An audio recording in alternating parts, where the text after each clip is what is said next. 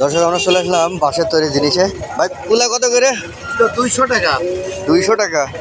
Cooler দাম কি বেশি নাকি? একটু বেশি, আর কদিন পরে কমে যাবে। কেন কমে যাবে কেন? এখন ধানের সিজন এই কারণে। আর এই মাতালগুলো কত? 250 টাকা। 250 টাকা বড়টা? এটা 200। এটা 200 টাকা। আর এটা 250। আচ্ছা আচ্ছা আচ্ছা। আর ওটা 250, তাই না? এটা তো দেখতেও সুন্দর দেখা যাচ্ছে। আর এই ঝুড়িগুলো কত বিক্রি করছেন? 300 টাকা, এটা 350 টাকা। 300, এটা 350। আর টপ হচ্ছে 120 টাকা। এটা হবে 120 টাকা। হ্যাঁ। আর চাটাই কত করে হাত?